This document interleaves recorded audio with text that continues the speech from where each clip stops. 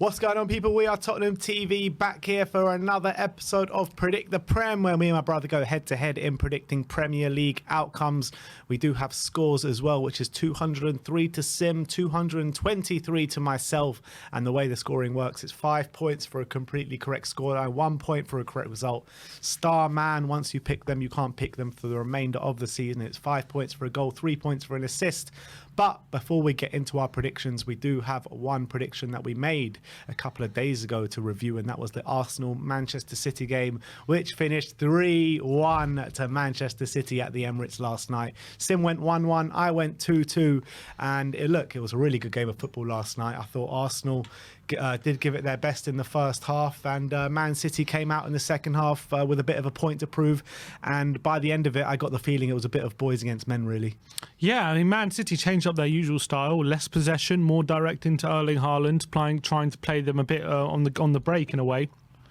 Obviously, they had spells of possession, but Arsenal were the ones really dominating the ball, and Man City away from home, maybe being a bit smarter in their play. Maybe Arsenal being a bit naive during the game, trying to always force the issue. Look, when you're going for a title, you do try and win every game, and Arsenal won't change up for anyone. And I think maybe Arteta was a bit guilty of being a bit naive going into this game, thinking if they can just play their usual way, they'll come out on top. They were, wouldn't say unlucky, but obviously it was a terrible error by Tomiyasu, back past, which De Bruyne made the most of with a really good finish.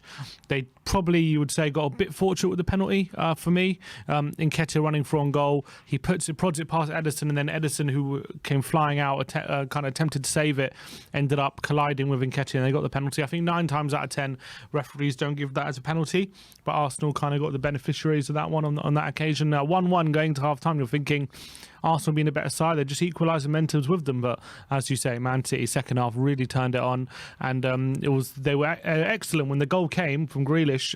It did feel like it was coming at that point, and I felt like the pressure was telling, and Arsenal kept trying to play through the Man City press, and they just weren't able to do it until the goal came, and they never really. Nketiah had a couple of chances, but they never really equalising, did they? And there was 3-1. No, clinical. they didn't, and it was really defensive frailties, defensive mistakes that hurt Arsenal. Big mistakes at the back last night. Tomiyasu coming in for Ben White, and he plays nice Kolasinac-style through ball to De Bruyne, and he does the rest. But it looks so good defensively for Arsenal first season, but you're starting to see these frailties creep in now, aren't you?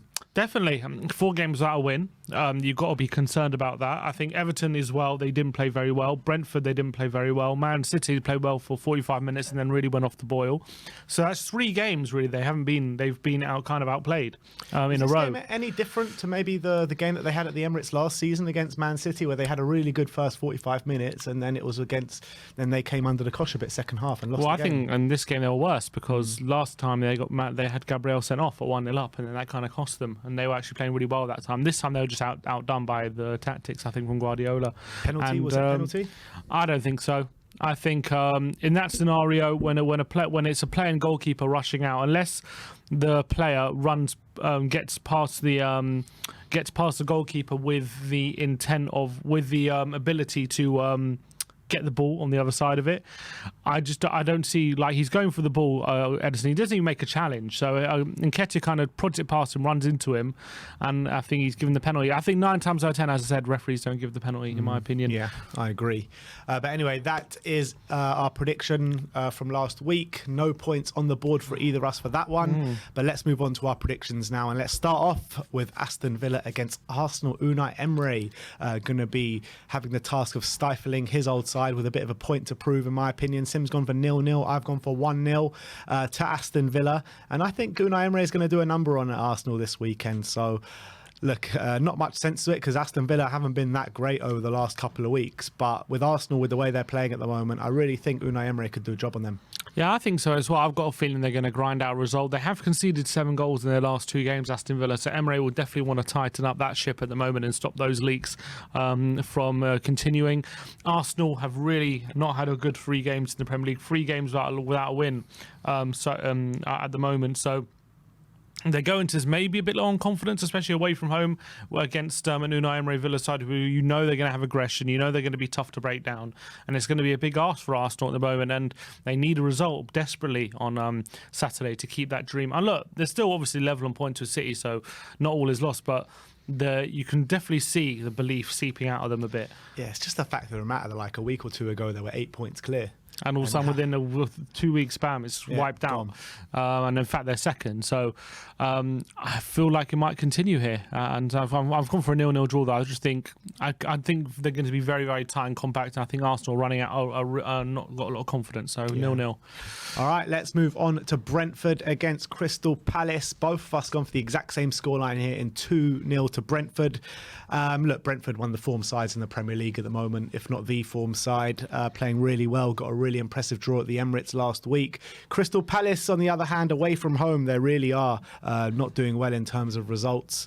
And they need to pick up their form somewhat. I don't think they've won in their last, 6 or 7 games, or maybe even more than that, Crystal Palace. So they need to pick it up from somewhere, but I just can't see them getting any spare change out of this Brentford side the way they're playing at the moment.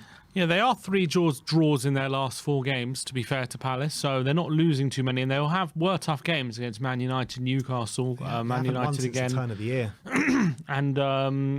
and Brighton. They haven't won, but recently they look a bit more difficult to beat. But I think with Brentford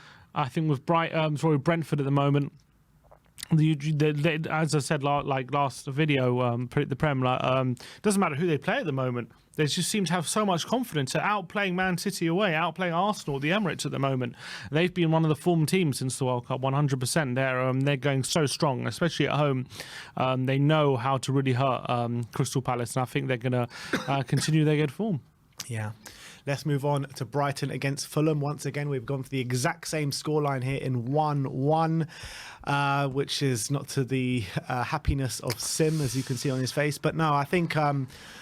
Look, Brighton have obviously been doing really well this season, as have Fulham. But I feel like it's these kind of games where Brighton do slip up, where you think they're going to take all 3 points and the other team come and spoil the party. And I think Fulham are a team that usually do that. I mean, they perform in these kind of games. So I couldn't really split these two sides. Yeah, me neither. I think Brighton are playing great football, but Fulham are very organised and resolute, and they're both doing as well as each other when it comes to points on the board, 35 points each. I think that Brighton will try and play their way through Fulham. Fulham will do their best to stifle them, and I think that they'll probably do a good job because they're quite good at doing it, and they're a good quality side. And I don't think they're going to throw as much caution to the wind as some teams like maybe Liverpool, who, Brighton battered at home. I don't think it's going to be like that. It's going to be a tough slog, and I can see them sharing the spoils. All right, next up, Chelsea against Southampton. Sim's gone for 3-0 to Chelsea. I've gone for 1-0 to Chelsea. The first game after Nathan Jones has been sacked for Southampton. So I do expect a little bit of a bounce, but I just don't think it's going to be enough to get any points here at Stamford Bridge. Chelsea haven't been great, haven't been scoring many goals, look a bit toothless going forward, to be honest.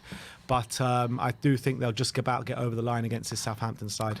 I think, Southampton now without a manager, I think that will help Chelsea in my opinion, albeit they haven't been doing well with a manager, but I think, they don't really, at the moment they tried to point one and they haven't been able to get one over the line before this game, so they're going in it with a caretaker. I think Chelsea have actually, for me, there's 3 draws in a row for them, but I was watching a bit of their game against Dortmund and they were very unlucky not to get on the score sheet yesterday. They looked to be playing quite well, so maybe things are starting to turn a bit. Whether it's going to turn consistently enough that to get them to where they want to be this season is another case, but I do see a comprehensive victory in this one. Interesting. Everton against Leeds up next. Sim's gone for 2-1 to Everton. I've gone for 1-1 here. And look, both of these got recently new manager, or Leeds haven't got the manager yet, but both of them have their managers relieved of their duties very recently. Everton, their first game, they beat Arsenal very impressively at Goodison Park 1-0, but then lost the Merseyside derby 2-0. Leeds, on the other hand, they played Manchester United twice and haven't been able to take points. Well, they took 1 point in the first game and lost the second game, but I think they played fairly well in both of those games. But having said that, you kind of said that very consistently under Bielsa course around Jesse March where they play really well but not pick up the points. But against an Everton side who will have a bit of a point to prove in this game, I think that they're going to share the spoils with Leeds coming and playing the football that they know how to play, but Everton just stifling them a bit. So I've gone for 1-1. Yeah, I think I can see Leeds being diced here, in my opinion. I think Leeds are one of those teams where they have lots of attacks and they flood players forward, but they are not very good at finishing their chances a lot of the time. And I think Everton being very defensively resolute, I can see them holding firm, maybe conceding a goal. But I think that at Goodison Park, I think Dyche is going to make it a really tough place to go now under his stewardship, and I think they're going to be very tough to beat, and I can see them getting the upper hand of this relegation battle, especially with Leeds having no manager. So gone for 2-1 to Everton. All right, next up, Nottingham Forest against Manchester City. Sim's gone for 3-0 to City. I've gone for 3-1 to City. Just very similar scorelines this week. But no, I think Man City have turned a corner a little bit the last couple of weeks. They seem back at it. They seem like they've got a bit of a point to prove since all this financial stuff came to play. Nottingham Forest have been really good at home this season. They haven't lost since September, I think it is, at the City ground. So I think they can get a goal behind them, but I just think Man City are just going to be way too strong. So 3-1. Yeah, I don't think they're going to score. I was really impressed with how Man City defended against Arsenal and how good they were at the back, in my opinion. And they seem to have maybe regrouped quite a lot ever since losing to Spurs and all the financial charges. They've looked like they've got a point to prove since then. And I think I see them going away to Nottingham Forest. And despite Forest's decent form of late, I can't see them hurting Man City. So 3-0. Next up is Wolves against Bournemouth. Again, we've gone for the exact same scoreline here, 1-0 to Wolves. And Bournemouth, away from home, they have been absolutely shocking. Haven't scored since that game against Leeds last year, back end of last year. Wolves, on the other hand, under Julian Lopetegui, are starting to get to grips with things. Their season is starting to turn. They're not scoring too many goals, which is the kind of common theme with Wolves over the last couple of years. But I do think they're going to have enough to take all 3 points in this one. Yeah, they did exceptionally well last week to win with 10 men against Southampton, having been 1-0 down. Very, very impressive. So I think Wolves home to Bournemouth. Again, Bournemouth are going to try and make it difficult. They've been doing that recently, but they've just been coming unstuck. I know they lost, they drew 1-1 with Newcastle and narrow loss to Brighton, and then a 1-1 draw with Forest. So very tight games, and I see this being another one. But I just think Wolves have that tiny bit more quality than Bournemouth, and that'll pay. And maybe from a set piece or a long range, ever from Neves or a penalty or something like that. But I reckon a 1-0 Wolves. All right, next up, Newcastle, Liverpool. Sim's gone for 1-1. I've gone for 1-0 to Newcastle. Liverpool have just been shocking, especially on the road as of late. Lost 3-0 to Wolves last week at Molineux. Newcastle haven't been great as well on their side. They're just drawing way too many games. But I've got a feeling in this one they will just about get over the line, because I think just Liverpool just don't fill me with any confidence whatsoever. Very young midfielder that they're playing week in, week out there. And I think with the last game that they played each other, fresh in the memory from earlier on in the season, I think that Newcastle are going to come out here and try right the wrongs of Liverpool taking that win in the last minutes of the game, and maybe Newcastle just turning this around into their favour. Yeah, I've gone for 1-1. I think Newcastle just can't seem to get wins on the board at the moment. They've drawn 4 of their last 5. I think 5 of their last 6 actually. They've drawn Newcastle, and the chances definitely seem to be drying up. And I think against the Liverpool team, you could argue it could work in their favour the way they play Newcastle, because Liverpool will throw caution to the wind. But I think Liverpool, after a morale boosting win in the Merseyside derby, might be a bit more at it in this one, and I can see a score draw of 1-1. A very close game, in my opinion. Up next is Manchester United against Leicester. Sim's gone for 1-1. I've gone for 2-1 to Man U. Albeit a resurgent Leicester side with 2 really good results over the last couple of games. 8 goals scored in their last 2 games as well. But I think Man United at Old Trafford got a bit more about them. And I know they drew their last game against Leeds at Old Trafford. But I think they're going to want to right those wrongs at home against this Leicester side. I think it will be a really good game of football, actually, and there will be chances in it for Leicester, so I've gone for them to score a goal, but I think Marcus Rashford and Man United are looking strong, so 2-1. I think they're looking strong, but a lot is dependent on, for me, of how they approach the game on against Barcelona on Thursday. If they play a full-strength team, I can definitely see some tired legs going into Sunday, and I think Leicester are playing a lot better at the moment. Maddison back in the side is a big threat, and I see them struggling to control the game with the game on Thursday in mind, because I think they might take a lot out of them. So I've gone for Leicester to go to Old Trafford and nick a draw, 1-1. And last but not least is Tottenham against West Ham in a big London derby at the Tottenham Hotspur Stadium.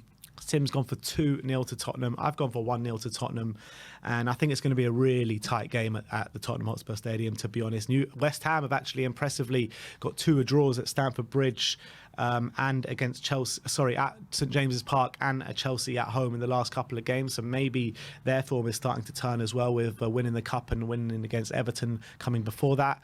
But hopefully Spurs can stand strong in this game with Romero being back, and we just need our front line to start firing. And if Pape Matar can have a bit of a performance like he had at the San Siro, I do think we can win this game, but I think it will just be by the odd goal, 1-0.